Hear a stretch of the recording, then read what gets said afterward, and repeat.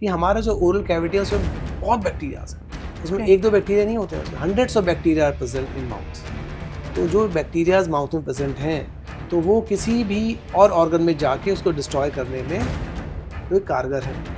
हर doctor surgery को बहुत अच्छे से करता है, अपना 100% देता है, और अगर माउथ में जो बैक्टीरिया प्रेजेंट है उसकी वजह से वो सर्जरी फेल हो जाए तो आप सोचिए कैसा लगेगा। Tobacco eating habit is like a very big habit, और सबसे पहले जो उसका असर होता है अपने मुंह पे होता है। एक बार अगर आपका एल्वुलर बोन लॉस हो गया, आपकी हड्डी गल गई, आपके गम्स रिसीड हो गए, दोबारा से कोई ऐसा प्रोसेस नहीं बना कि वो हड्डी को दोबारा बना सके। अच्छा, this like a permanent damage then. एक हमारी आंखों के सामने जो चीजें नजर आती हैं पेशेंट को बताते हैं तो पेशेंट एक्सेप्ट नहीं करता। डेंटल पेन से बुरा कोई पेन नहीं है, क्योंकि लेबर पेन को बर्दाश्त कर लेंगे, डेंटल पेन को बर्दाश्त नहीं कर सकते। राइट। कभी आपके ऐसे कोई पेशेंट हुए हैं कि जिनकी सर्जरी डिले हुई है और आपको बोले कि अरे यार एक क्लियरेंस ही तो है, कर दो?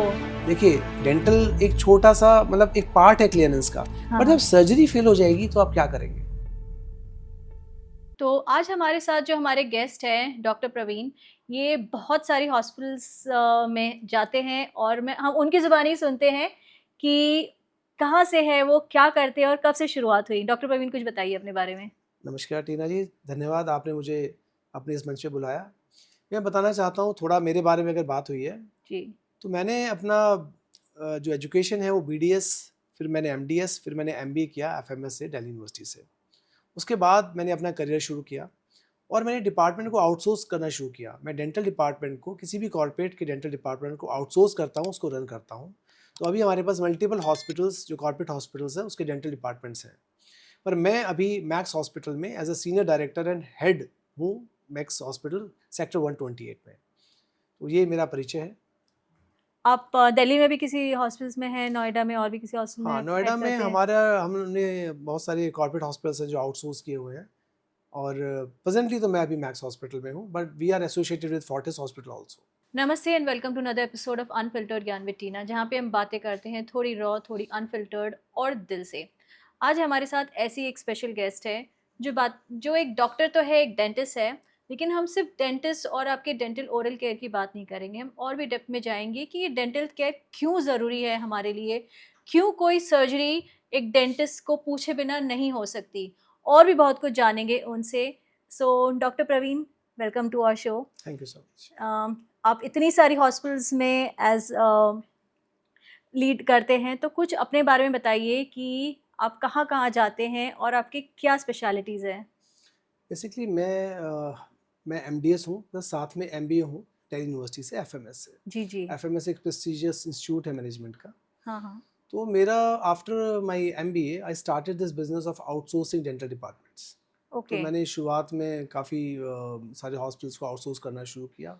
तो उसमें आप हमारा जो एसोसिएशन रहा है वो अपोलो के साथ, फोर्टिस के साथ, यशोदा हॉस्पिटल के साथ, मैक्स के साथ, काफ़ी हॉस्पिटल के साथ हमारा एसोसिएशन रहा है।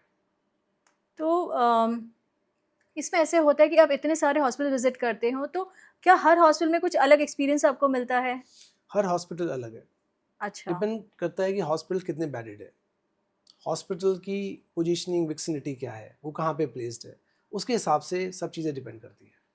जी। तो सबसे पहले तो एक नॉर्मल मैं आपसे बहुत एक बेसिक क्वेश्चन पूछना चाह रही हूँ डेंटिस्ट्री के बारे में, कि क्या फ्रीक्वेंसी पे एक नॉर्मल पर्सन को एक डेंटिस्ट के पास जाना चाहिए? बहुत ही अच्छा क्वेश्चन है, जो बहुत से लोग नहीं करते। जी। नॉर्मल जो रूटीन एक प्रोसीजर होता है किसी के लिए भी, जो एक हाँ। रूटीन टाइम होता है जाने का, जो हम लोगों को गाइड भी करते हैं, मोटिवेट भी करते हैं, दैट इज 6 मंथ। अच्छा। हर 6 महीने में आपको डेंटिस्ट के पास जाकर अपना नियमित रूप से जांच करानी चाहिए। उसका रीज़न है बहुत बड़ा, हम क्यों बोलते हैं ऐसा। आप या तो वेट करिए दर्द का, या जी। उस दर्द ना हो उससे पहले अपना ट्रीटमेंट करा लीजिए। यही रीज़न है कि 6 मंथ में अगर हम लोग रेगुलर चेकअप करा रहे हैं तो कोई प्रॉब्लम जो फ्यूचर में आने वाली है वो पहले ही रेक्टिफाई हो जाएगी। यही रीज़न है इसका। जी। तो मेन जहाँ तक हमने देखा है इंडिया में तो यही होता है कि दाँत में दर्द हुआ भागो डेंटिस्ट के पास। तब तक तो कोई पूछता भी नहीं है कि हमें डेंटिस्ट के पास जाना भी चाहिए, या चलने दो, पेन किलर खा लो, काम चल जाएगा। तो ये सही तरीका है? नहीं, बिल्कुल सही तरीका नहीं है। तो पेन हैबिट है ना आपकी, अगर पेन हैबिट पे आप डिपेंडेंट हैं तो ये बिल्कुल गलत है। जी। अगर आपको पेन हो रहा है उसके बाद आप अपने आप को दिखाने जा रहे हैं डेंटल सर्जन के पास, इसका मतलब आप उस लेवल पे पहुंच गए जब कंडीशन क्रॉनिक हो गई है। ओके। तो इस पेन हैबिट को आपको नॉर्मल रूटीन से बदलना होगा। आप नियमित रूप से हर 6 महीने आप गाड़ी की सर्विस कराते हैं ना, जी जी जी। रूटीन में होती है हर 10,000 पे, हाँ किसी की हाँ। 15,000 पे होती है, राइट राइट। पर आप उसको भूलते नहीं है कभी भी। जी आप अपने दांतों को दिखाने के लिए भूल जाते हैं। जी। तो आपको इस तरह से मानना है कि हर 6 महीने में डेंटिस्ट के पास जाकर, जो भी आपका पर्सनल डेंटिस्ट है, हॉस्पिटल है, जहाँ भी जाए आप नियमित रूप से आप 6 महीने में अपने आप को जांच कराए ही कराए। तो डॉक्टर ऐसा भी होता है कि हम रोज़ ब्रश तो करते हैं, ओरल हाइजीन भी थोड़ी बहुत मेंटेन कर लेते हैं, लेकिन तब भी दाँतों में प्रॉब्लम आ जाती है, ये पॉसिबल है? होती है। दांतों में देखिए, दांतों का सरफेस ऐसा होता है, सामने वाले दांतों की बनावट अलग है, जी। पीछे वाले दांतों की बनावट अलग होती है। जी, जी। नॉर्मल ब्रशिंग से कुछ ऐसी जगहें हैं जो दांतों के बीच में जो गैप्स होते हैं, वहाँ पे जो खाना फंसा होता है वो नहीं निकल पाता। ओके। तो इसलिए या तो प्रोफेशनल क्लीनिंग से निकलता है या वाटर फ्लॉसर का यूज़ करिए, अच्छा। इंटरडेंटल फ्लॉस का यूज़ करिए। वो बहुत ही ज़बरदस्त चीज़ है और मैं ये सबको बोलता हूँ कि after brushing you must use water flosser.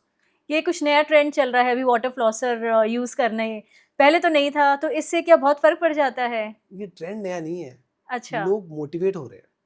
पहले कोशिश किया जाता था कि वाटर फ्लॉसर का यूज़ करें। वाटर फ्लॉसर पहले बाहर से इंपोर्ट होते थे, वो ओके, बड़े ओके। एक्सपेंसिव होते थे। अच्छा। 7,000 से स्टार्ट होता था, 7,000 8,000।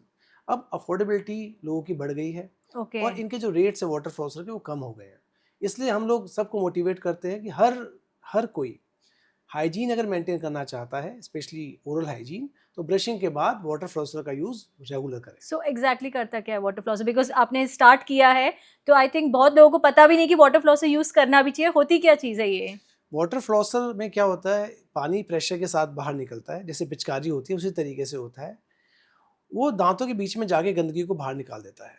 तो इसलिए जो दांत के बीच में अगर कुछ फंसा हुआ है और वो निकल नहीं पा रहा और ब्रश से रिंसेस करने से नहीं निकल पा रहा, तो वाटर फ्लॉसर के थ्रू इसके माध्यम से वो बाहर निकल जाता है। तो ये बहुत अच्छी और यूनिक चीज़ है। सो डॉक्टर ऐसा भी होता है क्या कि डेंटल हेल्थ का आपकी ओवरऑल हेल्थ पे भी प्रॉब्लम्स होती है? डेंटल से हम पता लगा सकते हैं कि ओवरऑल बॉडी में क्या चल रहा है। ओके। जैसे पेशेंट का क्या, पेशेंट को एसिडिटी का प्रॉब्लम है, क्या वो डायबिटिक है, क्या विटामिन D3 का डेफिशिएंसी है, ये सब चीज़ें ओरल हेल्थ से पता चल जाती हैं। ओके। तो आप देख के ही तुरंत बता देते कि आपको यहाँ जाना चाहिए, ये जाना चाहिए, ऐसे कर लो, ऐसे इलाज करवा लो, ऐसे आप बोल देते हैं सारे हाँ, डॉक्टर? ये तो सब होता ही है। जब हॉस्पिटल में आप काम कर रहे हैं, तो जब आपको पता चल गया कि पेशेंट डायबिटिक है, जी। पेशेंट सपोज़ करिए आपके पास किसी सर्जरी के लिए आया है, हुँ, डेंटल हुँ। सर्जरी के लिए, तो आप डायबिटीज़ अगर हाई है, डायबिटीज़ के लेवल अगर जो नॉर्मल परमिसिबल लेवल जो लेवल होते हैं आपके हुँ, हुँ। एक्सट्रैक्शन के या कोई भी सर्जरी करने के, उससे ज़्यादा है, तो आपको वो लेवल्स को कम करना होगा। हुँ, हुँ। आपको पेशेंट की डायबिटीज़ को कंट्रोल करना होगा। तो ये रेफरल रहता है हॉस्पिटल के अंदर, तो हम अच्छा। उसके कंसर्न डॉक्टर के पास उस पेशेंट को भेज देते हैं।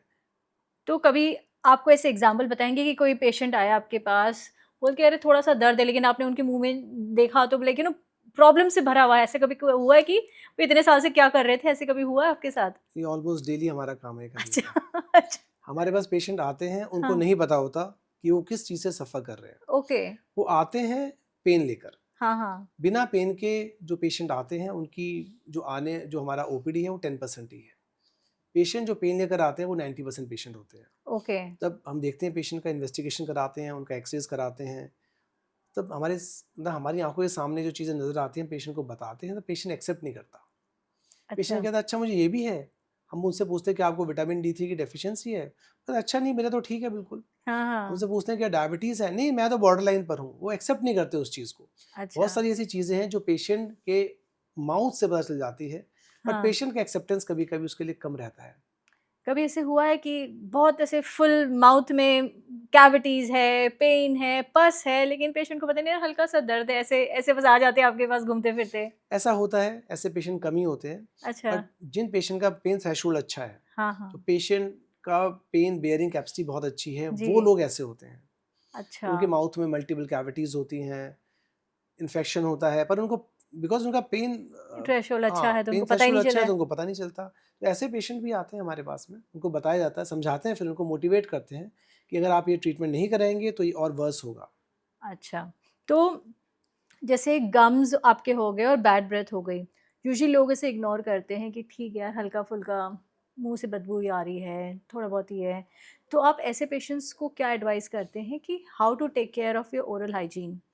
देखिए, मुँह से बदबू आना एक कारण नहीं है उसका। हुँ, हुँ। मुँह से बदबू oral hygiene, poor oral hygiene की वजह से भी आ सकती है। मुंह से बदबू आपको गैस्ट्रिक प्रॉब्लम से भी आ सकती है। ओके। जो पेशेंट रेगुलर क्लीनिंग नहीं करा रहे हैं, या हम्म। जो पेशेंट फ्रीक्वेंट स्नैकिंग करते हैं, कोई स्मोकर है, हम्म। ठीक है, या क्रॉनिक अल्कोहलिक है, उनके मुंह से बदबू आएगी।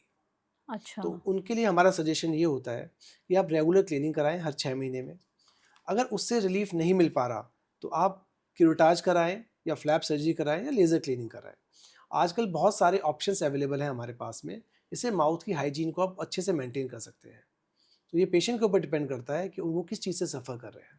अच्छा, जैसे यूजुअली जो गम प्रॉब्लम्स हो, कंजंक्टिवाइटिस जब बोलते हैं, जिंजवाइटिस। सॉरी, हाँ, तो वो हो गया। बाकी भी कुछ जो प्रॉब्लम्स होती है आपके गम से रिलेटेड होती है, तो पेशेंट्स को आप क्या, like is it a long term treatment की छोटी मोटी ट्रीटमेंट्स होती है कि बस दवाई लो और ठीक हो गया? देखिए, जिंजवाइटिस दो तरीके के हैं। एक तो राइट। एक्यूट जिंजवाइटिस है कि हम्म। आपको कुछ खाना फंस गया है, आपको ब्लीडिंग हो रही है, आपका ओके। इन्फ्लेमेशन हो गया है गम्स के अंदर। हाँ हाँ। एक होता है क्रॉनिक जिंजवाइटिस, जो बहुत लंबे समय से चलता हुआ आ रहा है, पेशेंट इग्नोर कर रहा है, पेशेंट डेंटिस्ट के पास नहीं जा रहा बिकॉज ऑफ फियर, और वो जाना नहीं चाहते हैं, उनके पास टाइम नहीं है। हम्म। दोनों का ट्रीटमेंट अलग है। एक्यूट जिंजवाइटिस को इमीडिएट अटेंशन दिया जाए तो जल्दी ठीक हो जाएगा, और क्रॉनिक जिंजवाइटिस को हम लोग ट्रीट कर सकते हैं, पर उसमें थोड़ा सा टाइम लगता है। पेशेंट का कंप्लायंस भी उसमें हेल्प करता है। अच्छा, तो कोई ऐसी भी प्रॉब्लम्स होती है आपके डेंटल हेल्थ को लेके, आपके गम्स को लेके, कि जिसको लॉन्ग टर्म में चलती आ रही है, इसमें लॉन्ग टर्म मैनेजमेंट की ज़रूरत पड़ जाती है? लॉन्ग टर्म मैनेजमेंट की जरूरत पड़ती है अगर पेशेंट किडनी डिसीज से, लिवर डिसीज से सफ़र कर रहा है, हुँ। या पेशेंट को डायबिटीज़ है, ओके। जो क्रॉनिक डायबिटीज़ है, बहुत लंबे समय से है। हुँ। ऐसे पेशेंट्स को ओरल हाइजीन बहुत अच्छे से मेंटेन करना चाहिए। ओके। इसके लिए उनको हर 6 महीने में आना चाहिए। बार-बार मैं आपको आपको लग रहा होगा मैं हर बार 6 हाँ, महीने वही बोल 6 रहा हूँ। महीने बोल रहे हैं आप। 6 जी, महीने का जो ड्यूरेशन है ऐसा होता है कि कोई भी चीज़ अगर आपके मुँह में हो रही हो है या रही है। शुरू होने ओके। वाली है, उसको हम लोग उसी टाइम अरेस्ट कर सकते हैं, उसको रोक सकते हैं। और इंडिया में टबैको ईटिंग प्रॉब्लम्स भी बहुत ज़्यादा है, जिसकी वजह से कैंसर रिलेटेड इश्यूज़ हो जाते हैं। तो उन पेशेंट्स को आप कैसे एडवाइस करते हैं कि आपके पास ऐसे पेशेंट्स आते हैं हॉस्पिटल्स में कि हम बहुत सालों से खा रहे हैं, अंदर दाँत बचे ही नहीं हैं, लेकिन वो पूरे डीके हो चुके हैं, बट चल रहा है, चलने दो। तो उनको आप फिर क्या कैसे हैंडल करते हैं? बहुत ख़ास बात है जो टबैको च्युइंग करते हैं ना, उनको कभी पता ही नहीं चलता कि उनके दाँत कब हिल गए, कब उनकी बोन गल गई है, उनको कभी पता नहीं चलता। ओके। उस टबैको एक सेडेटिव इफ़ेक्ट देता है जिससे उनको पेन नहीं होता। अच्छा। ऐसे पेशेंट्स के जो गम्स होते हैं वो इन्फ्लेम्ड होते हैं, और हड्डी और गम्स के बीच में बहुत ज़्यादा इन्फेक्शन होता है। हुँ। उस इन्फेक्शन की वजह से उनकी हड्डी रेगुलर तौर पे रिज़ॉल्व होती रहती है, गलती रहती है। ओके। ऐसे पेशेंट्स तब आते हैं हमारे पास, या तो उनको ओरल कैंसर हो, या नॉन हीलिंग अल्सर बन जाए, या उनके दाँत हिलने शुरू हो जाए। तब तक उन्हें पता ही नहीं चलता है। नहीं पता चलता। बहुत मोटिवेटेड अगर पेशेंट है हाँ, तो हाँ। वो हमारे पास आएगा, या एजुकेटेड पेशेंट है। हुँ। अदरवाइज हमने देखा है 80% पेशेंट जो हमारे पास आते हैं ना, वो इसलिए आते हैं कि देखिए हमारे दांत हिल गए हैं, हमें तो कोई पेन ही नहीं था आज तक, हमें कोई प्रॉब्लम ही नहीं हुई है, अच्छा। और देखिए अचानक से दांत हिलना शुरू हो गया हमारा। तो ऐसे भी होता है ना कि क्योंकि because of tobacco eating habits धीरे-धीरे करके पूरे दाँत ही खत्म हो गए हैं मुँह में, या आधे गल चुके हैं, स्टिल वो हैबिट नहीं छूटती है। तो ऐसी हैबिट इनकी छूट पाती है? हैबिट को अगर हम छुड़ाना चाहें तो छुड़ा सकते हैं, उसके लिए पेशेंट का विल पावर चाहिए, ओके। पेशेंट को अच्छा मोटिवेट करने वाला डॉक्टर चाहिए। हर चीज़ छूटती है, ठीक है। पेशेंट के साथ पेशेंट को थोड़ा सा साथ देना होगा। अगर पेशेंट का आप साथ नहीं देंगे, उसके घर वाले साथ नहीं देंगे, तो हैबिट को नहीं छुड़ा पाएगा। बट ऐसे सेल्फ मोटिवेटेड होते हैं because tobacco eating habit is like a very big habit, और सबसे पहले जो उसका असर होता है अपने मुँह पे होता है, राइट? बाकी धीरे-धीरे करके फिर बॉडी पे होना स्टार्ट होता है। It starts with the teeth और आपके ओरल हाइजीन के ऊपर। बट उनको लगता है लाल हो रहे हैं, मुँह लाल है, ठीक है करके ना it just gets on prolonging. तो ऐसे पेशेंट्स क्या कभी दोबारा रिवाइव कर पाते हैं अपनी जो स्टार्टिंग में जो उनके जो जैसे उनके दाँत होते हैं या उनका जो ओरल हाइजीन होता है, वो can they go back to the original कि वो देखिए, द जो डैमेज इज़ चीज़ डन? हमारी बॉडी की जो नेचुरल चीज़ें हैं, हुँ। जैसे हमारी बॉडी की जो बोन है, हमारी बॉडी की जो गम्स की हाइट है, दांतों से रिलेटेड मैं बात कर रहा हूँ, अगर ये कम हो गई है ना, तो उसका वापस इसका रिपेयर होना। रिवर्स में जाना, रिपेयर होना टफ है। ओके। आपके गम्स हेल्दी हो जाएंगे, आपकी बोन वापस जो रिजॉर्व हो गई है वो वापस से रीजनरेट नहीं होगी।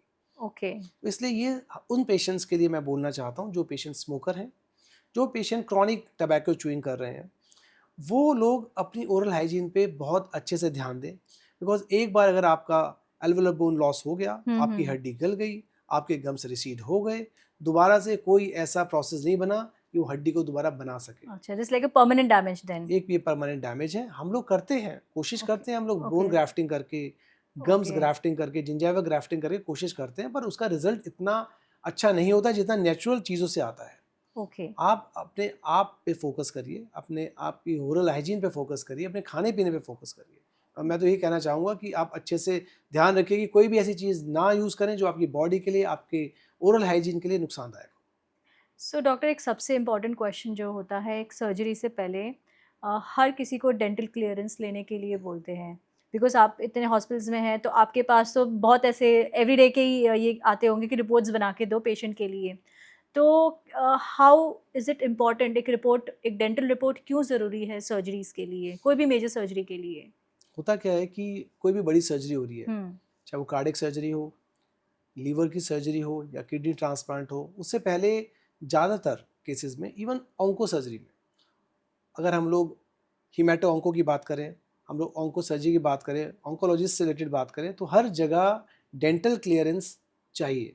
उसका रीज़न है, डेंटल में अगर पैथोजन है, अगर हमारे माउथ के अंदर जर्म्स हैं, तो वो जर्म्स ट्रैवल करके उस पार्ट तक पहुंच सकते हैं जो पार्ट का हमें ऑपरेशन करना है। ओके।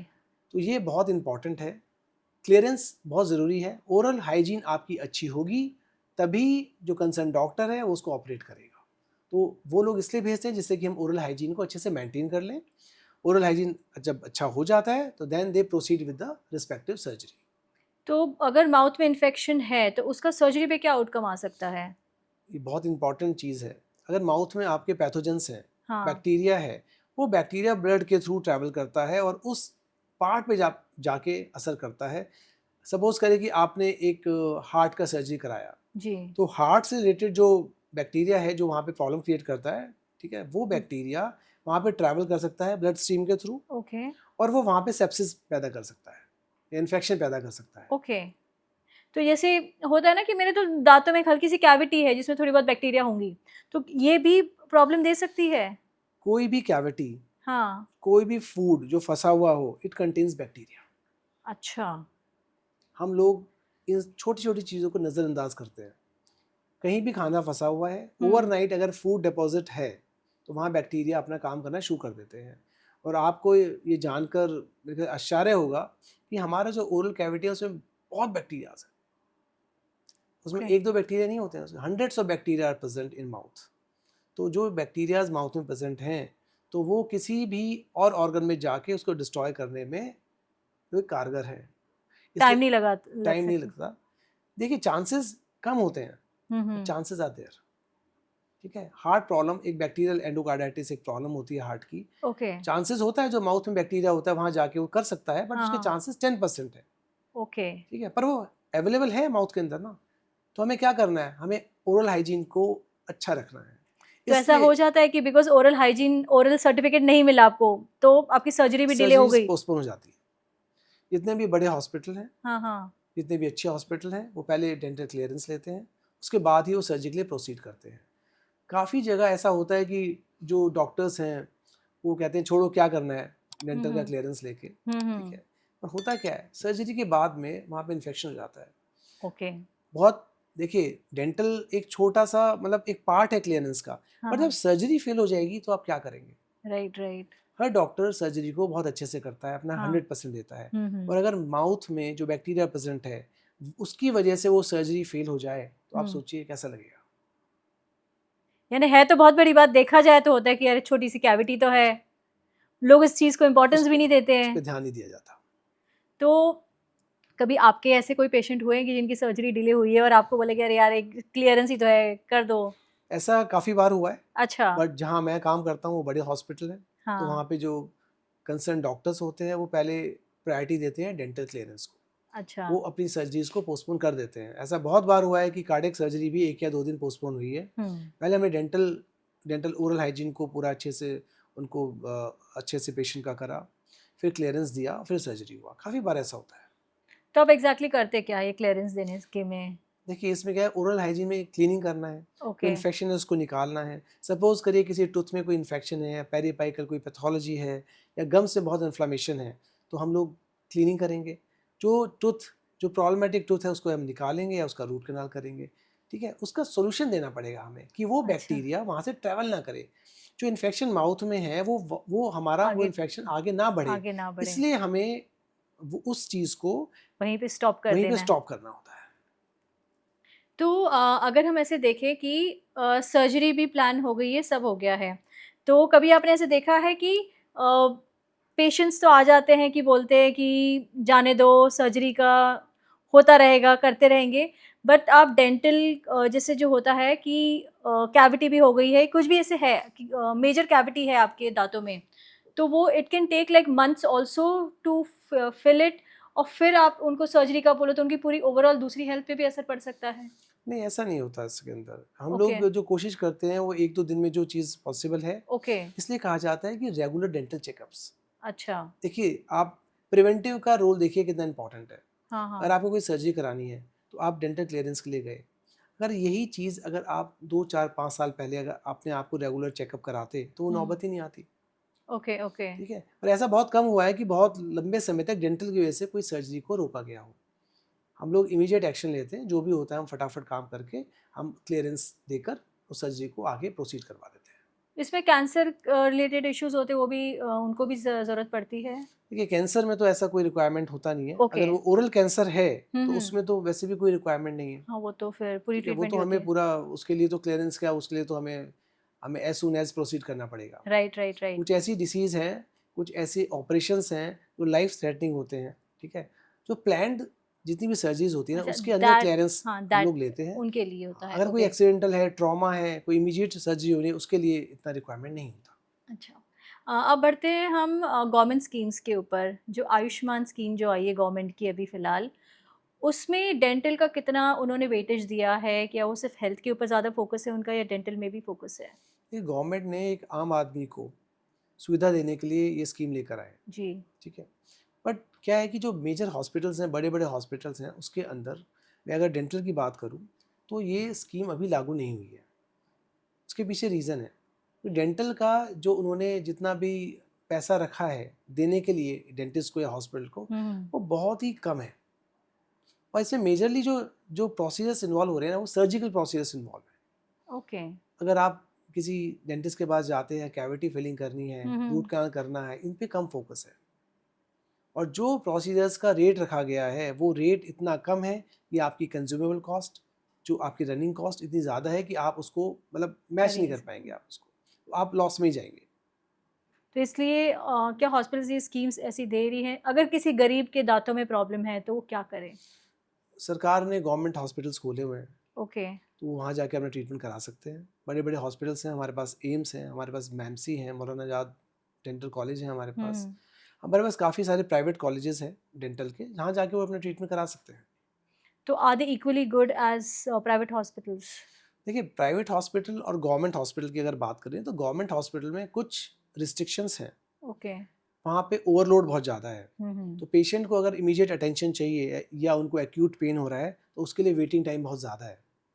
कितना अंदाज़ा हम ले सकते हैं? तकरीबन अगर एम्स की बात करें, तो रूट कैनाल के लिए 2-2 3-3 महीने का टाइम मिलता है। ओह! इतना ज़्यादा? इतना लंबा समय मिलता है। एक्सट्रैक्शन के लिए 3-3 4-4 महीने का वेटिंग टाइम होता है। तो ओके। गवर्नमेंट की अगर हम बात करें, गवर्नमेंट में जो वेटिंग टाइम है पेशेंट का, वो बहुत ज़्यादा है। प्राइवेट का फ़ायदा क्या है कि प्राइवेट में आपको अपने हिसाब से टाइम हुँ। मिल जाता है। ओके। ठीक है? ये फैसिलिटी बहुत अच्छी है। एक तो आपको कोई भी ट्रीटमेंट कराना है, तो आप अपने हिसाब से टाइम मिल जाए, राइट। तो आपके लिए तो एक लग्ज़री है वो। ये थोड़े डिफरेंसेस हैं। दूसरा, गवर्नमेंट सेटअप में स्टरलाइज़ेशन का कितना ख़्याल रखा जाता है, इसका मुझे पता नहीं।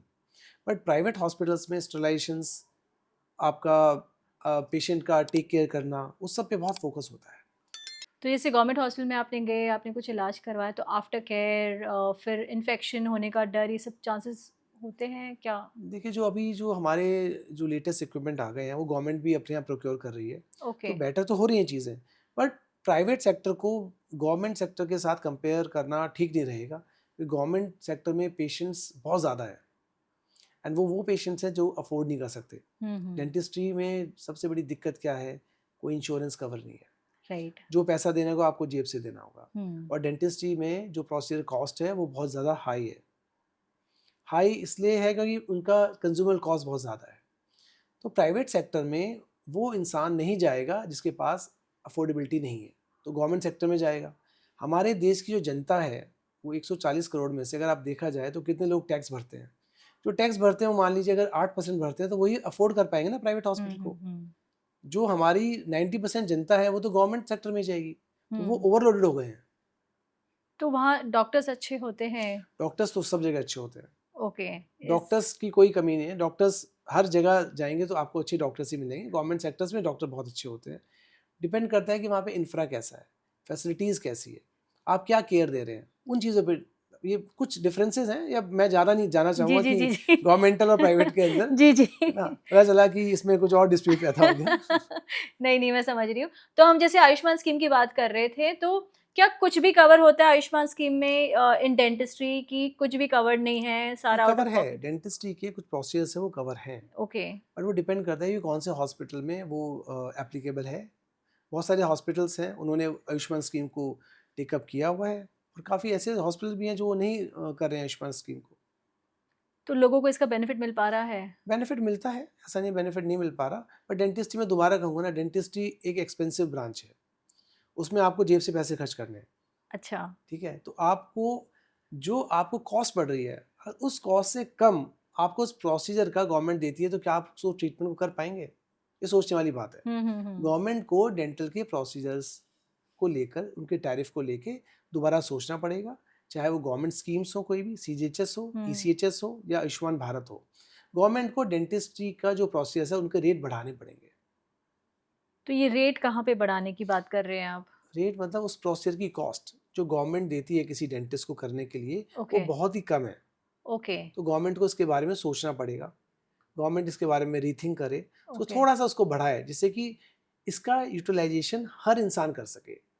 बिकॉज डेंटिस्ट उतने कम में काम नहीं कर पाएगा, राइट। गवर्नमेंट उतना पैसा दे नहीं पाएगी, तो इसमें सफ़र कौन कर रहा है? एक। सफ़र कर रहा है एक आम जनता। जी जी। तो क्या आम जनता में ये अवेयरनेस भी है क्या कि उनके पास अगर ऐसा कोई कार्ड है, गवर्नमेंट एडेड कार्ड है, तो उससे बेनिफिट उनको डेंटिस्ट्री में मिल सकता है? या अवेयरनेस ही नहीं कि दाँत टूट गया टूटने दो, ऐसे ही हमने तो पहले काफ़ी लोगों को ऐसे ही देखा है, फ्रंट के दाँत टूटे हुए हैं, साइड में टूटे हुए, चला रहे, पूरी ज़िंदगी निकाल निकाल दी ऐसे ही कि चलने दो जैसे भी चल रहा है, क्योंकि उनको अवेयरनेस ही नहीं है कि गवर्नमेंट से हमें कोई इसका बेनिफिट मिल सकता है, खर्चा कौन करे? नहीं, गवर्नमेंट की पॉलिसीज़ बताती हैं वो क्या क्या कर रहे हैं लोगों अच्छा। के लिए। वो तो गवर्नमेंट अपनी सब पॉलिसीज़ को अखबार के थ्रू, सोशल मीडिया के थ्रू, मार्केटिंग के थ्रू बताती है जनता को। अगर पेशेंट नहीं जा रहा तो उसका अलग रीज़न हो सकता है, उसको फियर हो सकता है डेंटिस्ट्री का, ओके। इसलिए वो नहीं जा रहा। पर गवर्नमेंट तो बताती है, और गवर्नमेंट हॉस्पिटल्स भी हैं, वहाँ पे जाके अपना ट्रीटमेंट करा सकते हैं वो लोग। बट ये रूरल एरियाज़ में एजुकेशन थोड़ा है नहीं लोगों को। डेंटल के प्रति मोटिवेशन नहीं है। ओके। लोग डेंटिस्ट के पास तभी जाते हैं जब उनके दांत में दर्द होता है, ओके। अदरवाइज वो डेंटिस्ट के पास नहीं जाते। तो हमारी कंट्री में डेंटल को लेकर अवेयरनेस और मोटिवेशन अभी कम है। तो आपको लगता है गवर्नमेंट ने ऐसा कुछ करना चाहिए जिससे थोड़ा अवेयरनेस आए लोगों में कि dental health is also equal to your like physical health? जी, डेंटल हेल्थ तो it is a part of the medicine ना। एक तो ये पार्ट है, हर हॉस्पिटल में डेंटिस्ट्री का एक एक डिपार्टमेंट होता ही डिपार्टमेंट है। है। जी, जी। और डेंटिस्ट्री इंपॉर्टेंट भी है बहुत ज़्यादा। जी। डेंटल पेन, आप देखिए किसी से भी सुनिए क्या बोलते हैं, डेंटल पेन से सब बुरा कोई पेन नहीं कोई है, बुरा क्योंकि पेन नहीं लेबर है। पेन जी। को बर्दाश्त कर लेंगे, डेंटल पेन को बर्दाश्त नहीं जी, कर राइट, सकते। Right, right. तो पेन ही है। हाँ। ठीक है ना? तो गवर्नमेंट को इसके बारे में सोचना पड़ेगा। गवर्नमेंट की जो स्कीम्स हैं, जितने डेंटिस्ट उनके पर स्टेट में हैं, वो डेंटिस्ट भी कम हैं। इनका इंफ्रा जो है वो उस लायक नहीं है अभी कि वो प्राइवेट को मैच कर सके। पर गवर्नमेंट अपनी तरफ से बहुत कोशिश कर रही है। अभी एनआरएचएम स्कीम के थ्रू या बहुत सारी स्कीम्स के थ्रू वो डेंटिस्ट को एनरोल कर रही है, जिससे आम जनता को ज़्यादा से ज़्यादा सर्विस मिल सके। Right, right. ऐसे भी बहुत ऐसे ये कॉलेजेस होते हैं जहाँ पे बच्चे पढ़ाई भी कर रहे हैं साथ में डेंटिस्ट्री की, और साथ में थोड़े बहुत पेशेंट्स वहाँ पे जा सकते हैं इलाज करने। क्या उसमें भी ऐसे लो बजट वाले, लो इनकम वाले जाके इलाज करवा हाँ, वो सकते हैं? करा सकते हैं बिल्कुल।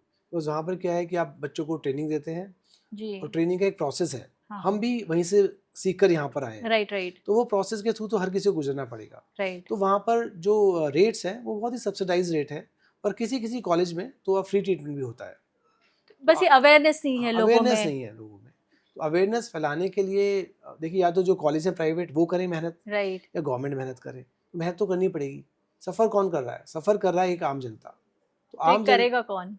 ये प्राइवेट कॉलेज भी करते हैं। ठीक है ना, अच्छा। वो अपनी वैन्स जो हैं, डेंटल वैन्स खोली है उन्होंने, हाँ, डेंटल हाँ। मोबाइल क्लिनिक्स हैं वो चलाते राइट, हैं। राइट। बहुत सारे ग्रुप्स हैं जो अपना रूरल एरियाज में जाके अपनी जो वैन है इसको ले आकर हुँ, हुँ। मोटिवेट करते हैं, बट ये चीज़ है कॉन्टिन्यूस प्रोसेस। हुँ, हुँ। ठीक है, इसको हमें रेगुलर तौर पे करना पड़ेगा। तो अगर अभी हम बात करें, जो जैसे हमने देखा कि प्राइवेट और गवर्नमेंट हॉस्पिटल्स में यही एक सबसे ज़्यादा होता है कि स्टेरिलाइज़ेशन और जो इक्विपमेंट्स होते हैं उसको कितना कितना क्लीन किया जा रहा है।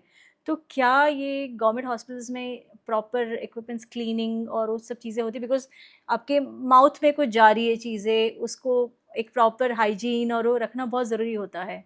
तो क्या ये टेक केयर होता है वहाँ पे? देखिए, आप बार-बार गवर्नमेंट को लेकर आ रहे हैं बीच में। अच्छा। होता क्या है कि इन गवर्नमेंट, जनरल मैं एक हाँ, इन प्राइवेट जन और कुछ ऐसे नॉर्मल जी, हॉस्पिटल्स की बात देखिए करूँ मैं। प्राइवेट हॉस्पिटल्स के अंदर जो नंबर ऑफ पेशेंट्स हैं, हुँ, जो हुँ। ओपीडीज़ होती हैं, वो मान के चलिए कि जैसे हमारा हॉस्पिटल है, हुँ, उसके हुँ। अंदर 40 से 50 पेशेंट आते हैं डेली। हुँ, हुँ। अगर वही गवर्नमेंट हॉस्पिटल है, गवर्नमेंट हॉस्पिटल में एक दिन में 300 से 400 की ओपीडी होती है। ओके। तो इंस्ट्रूमेंट्स को आप कितना क्लीन कर सकते हैं, उसका एक लेवल है। या तो इंस्ट्रूमेंट्स बढ़ा दीजिए, इंस्ट्रूमेंट्स ज़्यादा खरीदिए, ठीक है? तो आप कैटर कर पाएँगे इतने सारे लोगों को। हुँ, हुँ, हुँ। या डॉक्टर्स बढ़ा दीजिए। गवर्नमेंट जितने भी फैसिलिटीज़ हैं, उसके अंदर डॉक्टर्स कितना टेक केयर कर सकते हैं? एक डॉक्टर ज़्यादा से ज़्यादा 10-15 पेशेंट देख लेगा, राइट, राइट, प्रोसीजर कर राइट। लेगा, हाँ, हाँ। इसलिए उनके पास वर्कलोड बहुत ज़्यादा है। हुँ, हुँ। तो स्टरलाइज़ेशन कहीं न कहीं कॉम्प्रोमाइज़ हो जाता कॉम्प्रोमाइज़ हो जाता है। प्राइवेट सेक्टर में कोई भी अपॉइंटमेंट जो होता है वो प्रायर डिसाइडेड होता है। है। राइट। गवर्नमेंट में क्या होता है कि वो कोई अपॉइंटमेंट का सिस्टम नहीं वॉक है, इन है, तो हाँ। वॉक इन है। तो वॉक इन में जो वहाँ के डेंटिस्ट हैं वो कितना ख़्याल रख पाएँगे? अगर 100 पेशेंट के हिसाब से उनके पास स्टरलाइज़ेशन का सिस्टम है और पेशेंट आते हैं 300, तो उनके ऊपर वर्कलोड बढ़ जाता है। राइट, तो ये राइट। थोड़ा डिफरेंसेस है। प्राइवेट सेक्टर में स्टरलाइजेशन प्रोटोकॉल ज़्यादा बेहतर इसलिए रह पाते हैं क्योंकि उनके पेशेंट्स जो होते हैं वो अकॉर्डिंग टू देयर इंफ्रा, वो उनको पता होता है कि इतने पेशेंट वो मैनेज कर सकते राइट, हैं। राइट। और ये सोचिए कि एक गवर्नमेंट सेक्टर में 3 महीने बाद अपॉइंटमेंट मिल रहा है, जी। और एक प्राइवेट सेक्टर में अगर आप इमीडिएटली वॉक इन करते हैं और आपको अपॉइंटमेंट नहीं मिल पाया, तो आपको नेक्स्ट डे मिल जाएगा। जी, जी, जी। तो देखिए डिस्पैरिटी, देखिए टाइम की। हाँ, हाँ। ठीक है, इसलिए private sector they are doing good in right, dentistry. Right, right. और पोस्ट केयर का अगर हम देखें, तो पोस्ट केयर में ऑफ़ कोर्स आप यही बोलेंगे मैं दोबारा बात कर रही हूँ, इनमें डिफरेंशिएट करवा रही हूँ आपसे। बट पोस्ट केयर में भी प्राइवेट हॉस्पिटल्स में हम जाएँ, तुरंत आप जाके दिखा सकते हैं, अरे ये ठीक नहीं हुआ, अभी दर्द हो रहा है। तो क्या गवर्नमेंट हॉस्पिटल्स में भी आप ऐसे वॉक इन करके तुरंत दिखा सकते हैं या वहाँ बड़ा अगेन टफ होता अनदर है ओके। क्योंकि उनके पास इतने पेशेंट्स होते हैं कि आप वॉक इन करके आप देखिए वो दवाई, देखिए नॉर्मली होता क्या है, जब मैं गवर्नमेंट हॉस्पिटल में मैं खुद जीआरशिप कर रहा था, तो आपके पास इतना टाइम नहीं होता है कि आपने किसी को ट्रीट किया कल, फिर दोबारा पेशेंट आ गया तो आप उसको देखें। हुँ, हुँ। उसको वेट करना पड़ेगा पेशेंट को, या हुँ, उसको नंबर लेना पड़ेगा अपना, राइट। ओपीडी टाइम से आना पड़ेगा, तो देखा जाएगा। हुँ, पर गवर्नमेंट सेटअप में क्या होता है, पेशेंट इतने ज़्यादा हैं तो थोड़ा वेटिंग टाइम भी बढ़ जाएगा। Correct, private correct. में क्या होता है, उसका एडजस्टमेंट हो जाता है। अब हुँ, पेशेंट को देखना है कि प्राइवेट सेक्टर में बहुत सारी चीज़ें वैल्यू करती है। आपका क्वालिटी कैसा है, क्वालिटी के पैरामीटर्स हॉस्पिटल खुद भी डिसाइड करता है, और एक ऑटोनोमस बॉडी है हमारी कंट्री की, वो भी डिसाइड करती है। तो प्राइवेट हॉस्पिटल्स को काम ज़्यादा करना पड़ता है इसमें। चलिए, ये तो हमारी इंडिया की गवर्नमेंट एंड प्राइवेट हॉस्पिटल्स की बात हो गई। बहुत सारे पेशेंट्स अब्रॉड से भी इंडिया आते हैं डेंटल ट्रीटमेंट के लिए। उसका अगर कारण है, जी, अब्रॉड में dental treatment is very expensive. ये क्यों? ये ये इसलिए क्योंकि वहाँ पर जो ये सिस्टम है इंडिया की तरह ही है। अच्छा। इंडिया की तरह जैसे हमारी जो गवर्नमेंट सेक्टर्स में हमारे यहाँ डेंटल हॉस्पिटल्स कम है, हुँ, वहाँ पर भी अगर हम बात करें तो वहाँ पर भी गवर्नमेंट की जो डेंटिस्ट है वो कम है, तो उनको ओके, प्राइवेट में जाना पड़ता है। ओके। प्राइवेट में जाते हैं तो उसकी कॉस्ट बहुत हाई है। सपोज करिए एक डेंटल इम्प्लांट कराना है, हुँ, हुँ। डेंटल इम्प्लांट एक कराने के लिए वहाँ पे आपके 2.5 से 3 लाख खर्च होंगे। वही इंडिया में अगर आप डेंटल इम्प्लांट कराते हैं तो वो 50,000 से लेके वो 60,000 में इम्प्लांट हो जाता है। ओके, एक एक मैं अप्रॉक्सीमेट कॉस्ट बता रहा हूँ। अच्छा। इतना ज़्यादा डिस्पैरिटी प्राइस डिस्पैरिटी हाँ, है। ये है इंडिया में, अफोर्डेबल है ट्रीटमेंट अभी भी। तो लोग सालों-साल तक दवाई लेके पेन किलर्स लेके चलाते कि इंडिया या कहीं जाएँगे, ऐसी कंट्री में जाएँगे जहाँ पे हमारा कम रेट में इलाज हो जाए और फिर आके करवाते हैं। जिन लोगों की इंश्योरेंस नहीं होती वो लोग आते हैं, because cost of dental treatment is very expensive. India में वो अफोर्डेबल है, हाई क्वालिटी केयर देते हैं, तो इसलिए इंडिया में जो टूरिज़्म है, हुँ, जो हुँ। मेडिकल टूरिज़्म है वो बढ़ता जा रहा है। क्योंकि इंडिया का अगर देखा जाए health sector, it is doing very good, इसलिए ओके। बाहर से लोग आके यहाँ पे ट्रीटमेंट करा के जाते हैं। डेंटल में इम्प्लांट्स ले लीजिए, रूट कनाल्स ले लीजिए, क्राउन्स ले लीजिए, सबका जो कॉस्ट है हुँ, अगर हम हुँ। कंपेयर करें तो it is I think 1/8 cost होगा। इतना ज़्यादा फ़र्क है? हाँ, हमारे डेंटल क्राउन्स, हम अच्छे क्राउन्स जो होते हैं वो हम लोग 15,000 से लेकर 20,000 के तकरीबन दे देते हैं। Right, right. यही क्राउन्स अगर आप बाहर कराते हैं, अमेरिका में कराते हैं, लंदन में कराते हैं, तो 1 लाख के ऊपर कॉस्ट आती है। तो इंसान यहाँ आता है, घूमता है, एंजॉय करता है और उसके बाद अपना ट्रीटमेंट करा के वापस चला जाता है। अच्छा, तो क्या गवर्नमेंट इसके लिए कुछ कर रही है? ये जो मेडिकल हेल्थ टूरिज़्म को लेके कुछ बढ़ाने के लिए गवर्नमेंट की तरफ से कुछ है स्कीम? देखिए, हेल्थ टूरिज्म जो है ये पहले रेगुलराइज नहीं था। ओके। गवर्नमेंट की कोई बॉडी इसके ऊपर नहीं बैठी हुई थी। ठीक है, बहुत सारे यहाँ एजेंट्स हैं, बहुत सारी कंपनीज हैं, उनके थ्रू ये वर्कअप हो रहा था। कुछ हमारे हॉस्पिटल्स हैं इंडिया में, जो प्राइवेट सेक्टर के हॉस्पिटल्स हैं, वो बाहर जाके अपनी ओपीडीज करते थे, उसके थ्रू पेशेंट्स यहाँ आते थे। हुँ, हुँ। अब क्या हो रहा है कि गवर्नमेंट इसके ऊपर एक रेगुलराइज बॉडी गठन कर रही है। ओके। अब उसके थ्रू बहुत जल्दी अब ये भी हमारी गवर्नमेंट बॉडी के थ्रू होगा। तो इसमें रेगुलराइज अगर कर देंगे, गवर्नमेंट इस पे आ जाएगी, तो इसका सिस्टम अच्छा बन जाएगा। अभी क्या सिस्टम थोड़ा सा कभी कभी ख़राब हो जाता है। जो एजेंट्स हैं, जो हाँ। इंटरप्रेटर्स हैं, वो कहीं ना कहीं बाहर के जो पेशेंट्स आते हैं वो कहीं ना कहीं अच्छा फील नहीं करते। बहुत सारी ऐसी कंप्लेंट्स आती हैं कि उन्होंने हुँ। ये ट्रीटमेंट इतने का करा दिया, इतने का होना था। बहुत सारी कंप्लेंट्स ऐसी हैं। ओके, अगर गवर्नमेंट इसके ऊपर कोई रेगुलराइज बॉडी बनाती है तो ये बहुत अच्छा सिस्टम बन सकता है। ओके। आप इतने सारे हॉस्पिटल विज़िट करते हैं, जैसे आपने बहुत सारे हॉस्पिटल्स के नाम बताए। तो अगर हम देखें कि रूरल और अर्बन में क्या फ़र्क है in terms of dental health treatments, कि अर्बन एरियाज़ में सर्टेन चीज़ें जो होती है, जो रूरल में नहीं हो पाती है? देखिए, सबसे बड़ी बात ये है कि हमारा जो अर्बन सेक्टर है, यहाँ पर अफोर्डेबिलिटी है। ओके, तो they can get a good high value dentistry, okay. Dental care. Right, right. और जो हमारा रूरल सेक्टर है, वहाँ पे अभी मोटिवेशन की थोड़ी कमी है। हुँ, उनको हुँ। क्या है कि अगर दांत में दर्द है तो दांत निकलवा दो। वो लोग डेंचर भी नहीं बनाते, हाँ। वो कहते हैं मसूड़े से खा लेंगे। तो ये मोटिवेशन का एक फैक्टर जो है, ये बहुत ही ज़्यादा हमारे डेंटिस्ट्री को और रूरल अर्बन जो हमारी पॉपुलेशन है उसमें डिस्पैरिटी क्रिएट किए हुए हैं। तो हमें अवेयरनेस फैलानी होगी, मोटिवेट करना होगा लोगों को टुवर्ड्स डेंटिस्ट्री। तो वो देखिए, it is a slow process, एक दिन में कुछ नहीं होगा। तो is it because of lack of education? Lack of education एक रीज़न है, okay. Fear is second reason, ठीक है, distance is third reason, multiple reasons are there. इसको ओवरकम करना होगा। अभी क्या है कि हमारी कनेक्टिविटी बहुत अच्छी बन रही है, जी। हमारे रोड्स हाईवेज बहुत अच्छे बन गए हैं। इससे दूर दूर का जो पेशेंट था, जो पहले नहीं आ पाता था, वो अब ट्रीटमेंट कराने आ जाता है। अब देहरादून से अगर नोएडा आना है तो 2.5 घंटे में आ जाएगा जी, पेशेंट। जी।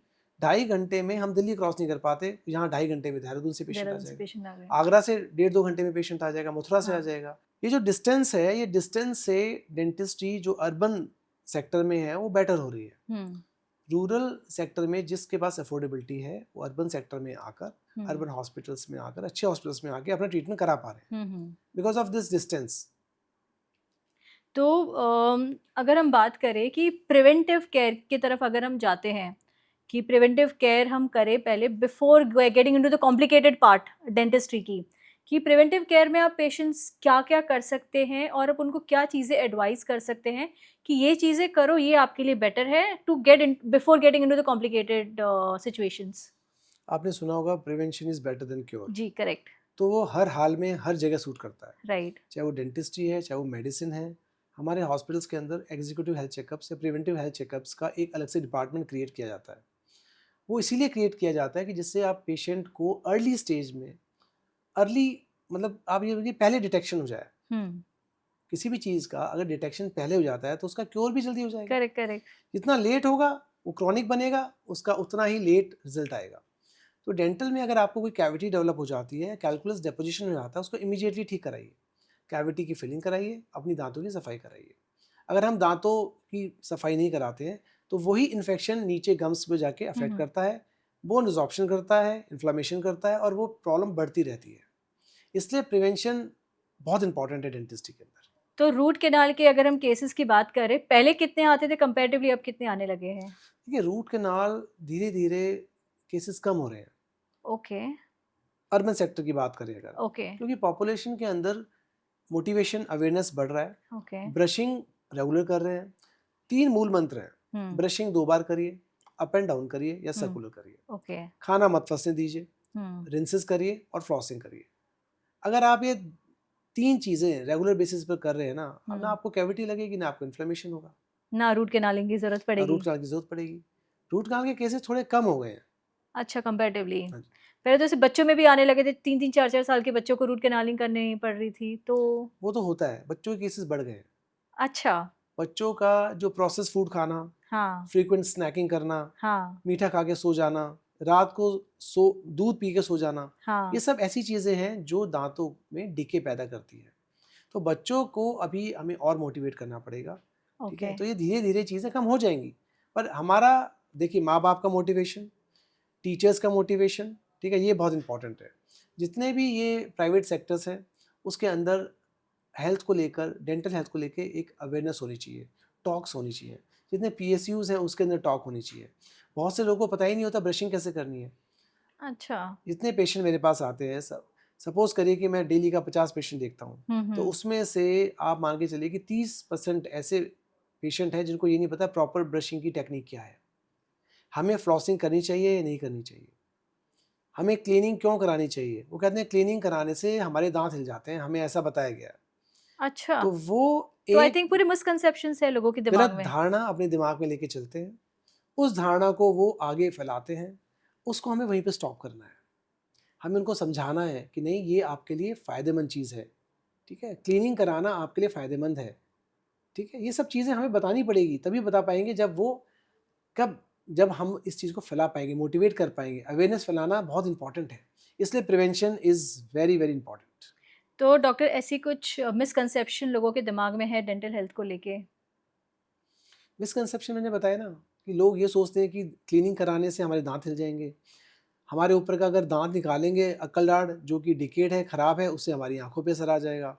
तो या बहुत फिर ये भी बोलते हैं ना कि विज़डम टूथ निकाल दिया तो पूरे माउथ की जो सेटिंग है सारी खराब हो हाँ, जाती है। ये भी कहते हैं। बहुत सारी चीज़ें हैं, बहुत सारी धारणाएँ हैं जो कि किसी ज सपोज़ करिए कि आप ऑलरेडी इन्फेक्टेड दाँत लेके डेंटिस्ट के पास आए हैं। हुँ। हम उसका ट्रीटमेंट कर रहे हैं, तो आप उसका ब्लेम डेंटिस्ट के ऊपर डाल देंगे कि ये इनके ट्रीटमेंट करने से ऐसा हो गया। अच्छा, ऐसा भी होता है आपके बहुत साथ? होता है। अच्छा। आपकी आँखें पहले से कमज़ोर हैं, हाँ, हाँ। आपने डेंटल ट्रीटमेंट पहले करा लिया, हुँ, आप आई वाले डॉक्टर को बाद में दिखाने गए, तो हुँ। वो एक धारणा दिमाग में बैठ जाती है कि ये दाँत जब से निकलवाया है तो मेरी आँखों से कम नज़र आ रहा है। तो दीज़ आर ऑल मिसकंसेप्शन, ठीक है? ये सब चीज़ें ऐसी हैं जिनको हम लोग अवेयरनेस से, ठीक है, टॉक से, हुँ। मोटिवेट करके इनको दिमाग से निकाल सकते हैं। आप इतने सालों से हैं like in this line and आप एज़ अ डॉक्टर आप इतने सालों से कितने पेशेंट्स आपने देखे होंगे आज तक? तो these are like very new things जो आपने मुझे बताई है कि ये दाँत निकालने की वजह से आँखें कमज़ोर हो जाती है। ऐसा कभी हुआ है कि पेशेंट आए और आप लेकिन आपको बस उनकी बातें सुन के हँसना है कि यार क्या बोल रहे हो यार? ऐसा ऐसा कुछ होता ही नहीं है। नहीं, हँसी तो कभी नहीं आती है, अच्छा, पर मैं पेशेंट को समझाता ज़रूर हूँ। अच्छा। उसके दिमाग से जो गलत धारणा जो दिमाग में लेके जी, पेशेंट जी। मेरे पास आया है, मैं कोशिश करता हूँ कि उसके दिमाग से उसको निकाल दूँ। और अच्छा। मेरे ख्याल से हर डेंटिस्ट का फ़र्ज़ बनता है, जो गलत चीज़ है, उसको रोक दे तभी। अगर वो प्रोपेगेंडा हुआ, अगर किसी डेंटिस्ट ने इस चीज़ को सपोर्ट कर दिया, हाँ, आपके दाँत की वजह से आपकी आँखों में ये प्रॉब्लम हो गई है, तो ओके। वो चीज़ बहुत ही नेगेटिव जाएगी। इसलिए हमें इस चीज़ को वहीं तुरंत स्टॉप करना है। और जो बाहर से जैसे लोग आते हैं, जैसे हमने टूरिज़्म वाला डेंटल वाला जो हमने बात किया था अभी, वो तो चले जाते हैं आफ्टर सर्टेन टाइम कि आए ट्रीटमेंट करवाए चले गए, तो फिर उनका पोस्ट केयर आप कैसे मैनेज करते हो? देखिए, वो ट्रीटमेंट करते हैं जिसका पोस्ट केयर का ज़्यादा रिक्वायरमेंट नहीं होता। ओके। वो आते हैं इम्प्लांट्स के लिए, हुँ, हुँ, ठीक है? हुँ। वो आते हैं रूट कैनाल के लिए। तो रूट कैनाल आजकल सिंगल सिटिंग रूट कैनाल होता है। सिंगल सिटिंग रूट कैनाल करके उसके ऊपर कैपिंग करना 2 से 3 दिन का ये काम है। ओके। इम्प्लांट्स करना सिंगल डे का प्रोसीजर है। उसका पोस्ट ऑप के लिए एटलीस्ट वो 7 टू 10 डेज़ तो पेशेंट रुकता ही है। उसके अच्छा। बाद वो रिविज़िट करता है आफ्टर 3 मंथ्स या आफ्टर 3 मंथ्स एनी टाइम। तो इसमें ऐसा बहुत ज़्यादा कोई प्रॉब्लमैटिक चीज़ नहीं है। पेशेंट अपना टाइम निकाल के ही आता है। पेशेंट डेंटिस्ट से बात करके ही आता है अच्छा। कि कितने टाइम के लिए उनका विज़िट वहाँ पे चाहिए होगा।